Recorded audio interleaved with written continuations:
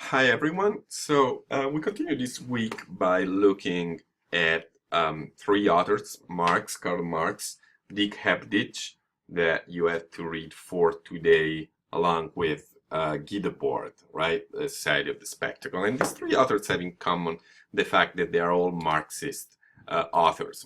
Marx, for obvious reason, is the most Marxist of all because he started Marxism as a line of thinking himself, but also Guy Debord and Dick Hebdige are important Marxist contemporary thinkers. As you can see, there is a relationship that we will delve into, pretty obvious relationship between Marx and Debord. So Marx is, as most of you probably know, a German philosopher, historian, economist, and revolutionary author of the Communist Manifesto, invented historical materialism, a method that roots historical development in class struggle and the evolution of different modes of production, of which the capitalist system is the last one and the one that we are still living in. Key Marxian concepts include the notion of class alienation, the contraposition between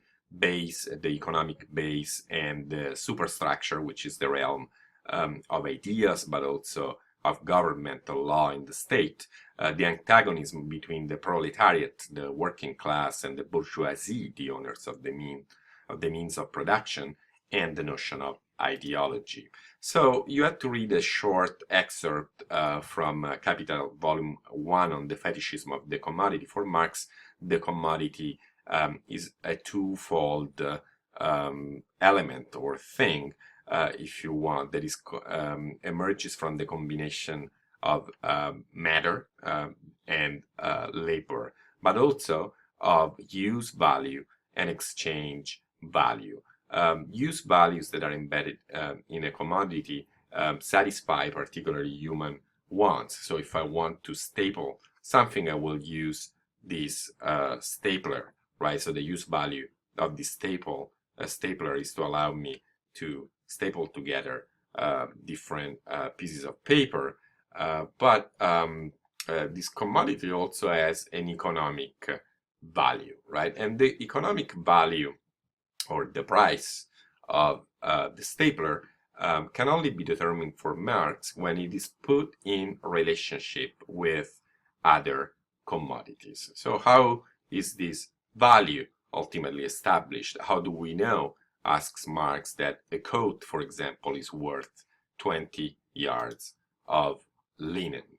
Marx argues that the value of a commodity depends on the socially necessary labor time that goes into its production. This is an average time that depends on multiple factors such as worker skill, climatic conditions, and the scientific and technological advancement of a given society.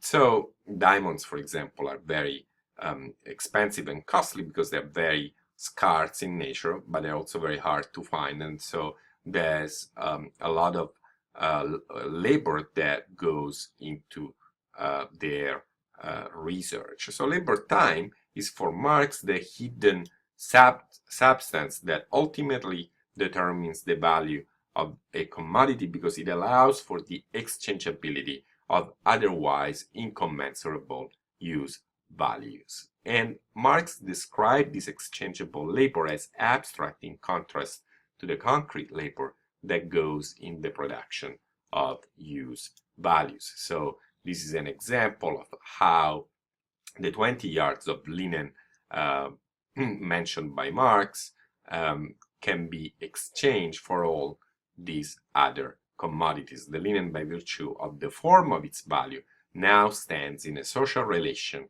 no longer with only one other kind of commodity. In that case, we would have barter, right? But with the whole world of commodities. So if you substitute the 20 yards of linen for 2 ounces of gold, you see that the money form emerge, and Marx defines the money, or the money form, as a general equivalent. So as something that can be exchanged for all the other products. Another key concept, as I said, of Marx is the key concepts of the notion of exploitation and alienation. And Marx's argument is that those who own the means of production, the capitalists, make money, make a profit by stealing a certain amount of labor time, which he calls surplus time, from the worker by paying him or her a wage that is worth less than the actual value of his or her labor. So, for example, you might be working 8 hours a day, but the actual money you make are the equivalent of 7 hours of your work. The worker, therefore, is alienated for Marx in multiple ways. Is alienated from the product of his labor because he doesn't own, as opposed, for example, to a craftsman, the commodity that he has produced. From the purpose, he's alienated from the purpose of his labor because he doesn't control the ultimate finality of the commodities he's producing, and from the function as well of his labor, because especially in the factory work and in highly specialized jobs, you're only taking care of a tiny segment of the production of a given commodity. So, if this is true, commodity fetishism, let's go back to the definition in the text I sent you. Commodity is therefore a mysterious thing simply because in it, the social character of man's labor appears to them as an objective character stamped upon the product of that labor. There it is, a definite social relation between men that assumes in their eyes the fantastic form of a relation between things. This fetishism of commodities has its origin in the peculiar social character of the labor that produces them. And by now, it should be clear that the social character of the labor is not social simply because people meet when they go to work, but because it becomes social as commodities are circulated. So the fetishism of the commodity emerges from the fact of the mysterious nature of the commodities, emerges from the fact that these objects incorporate the labor of man, even though this labor is made in many ways invisible. So if that is true, the job of the Marxist critic is to foreground the labor that goes in the commodity and thus to demystify its mysterious character. So this is an ad for a diamond, but how many times do you see the labor, the highly exploitative labor that goes into the production, into the extraction and production of diamonds? Another key concept introduced by Marx is the notion of ideology. Marx writes, the ideas of the ruling class are in every epoch the ruling ideas. The class which has the means of material production at its disposal has control at the same time over the means of mental production. Right? You do not just control the material base, but also the superstructure.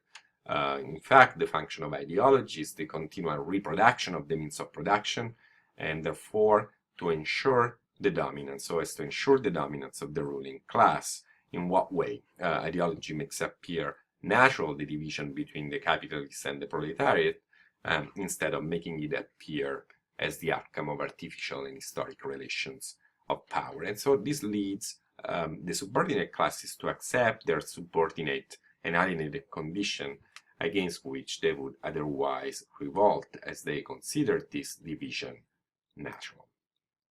Let's now move to Guy Debord. Guy Debord takes many of the ideas of Marx and moves them onto a new level by introducing the notion of the spectacle with the capital S. For Debord, the spectacle comprises the mass media, the culture industry, entertainment, news, propaganda, advertising. It is a very specific sector of society, which we might call the media industries, but it presents itself as a general means of unification of all society, as the general form through which society represents itself to itself. And the board writes, the spectacle thus reunites the separated, the people were separated, but reunites them in their separatedness. And further, the spectacle is capital accumulated to the point where it becomes images. The fetishism of the commodity, as you can see, all Marxian keywords and concepts, attains its ultimate fulfillment in the spectacle. So what the board is doing is basically exchanging the keyword commodity with the keyword image, right? So in the same way as people enter a relationship with one another by exchanging commodities, right, that seem to acquire a life of their own because we do not consider the labor, the socially necessary labor time in particular that goes into them and that determines ultimately their value. So we do not consider oftentimes how the images that we consume on a daily basis are also produced by other people and the amount of labor that goes into them. This means that as we're watching these images, we are also, as we consume these images and as we produce these images as well, we are also alienated. So in Marx, the worker is alienated, as we have seen, from the product, purpose, and function of his labor. In the board, the spectator is alienated from his own life or her own life, as the more we watch for the board, the more we exist for ourselves, right? The more we are separated from ourselves.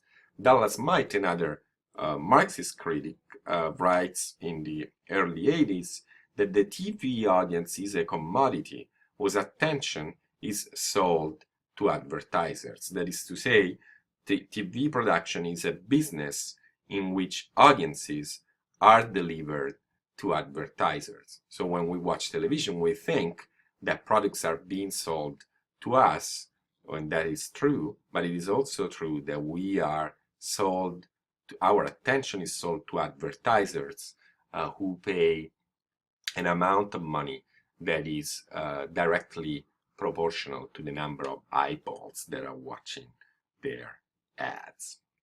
So our attention, our what we might call our labor of looking, is turned into a commodity on TV, but also on the internet, where there is plenty of advertising. So we do not own television in the same way as we do not own Facebook and the images that we post on Facebook and that are circulated through Facebook.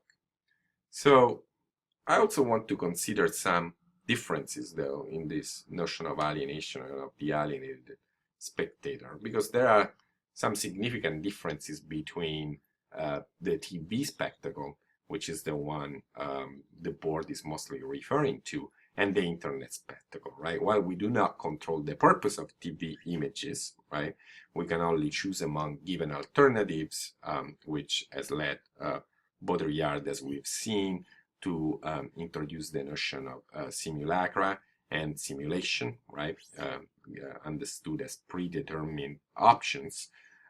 We might have a higher control over some internet images, right?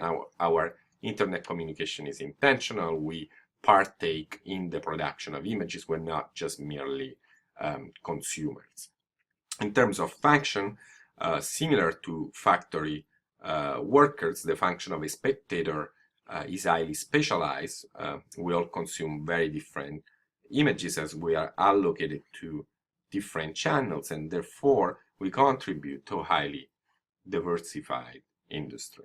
So all of this feels pretty bleak, but the situation came up with a number of strategies to criticize the mass culture industries. I'm running out of time now because I have to keep my lecture within 15 minutes, so I will just show you these different tactics of détournement, and I will end with 3 questions that I'm not gonna have time to read, but that you will have time to respond to, right? So in the last few slides that I moved through very quickly, I've shown a series of tactics that allow you and allow us to criticize the mass industries.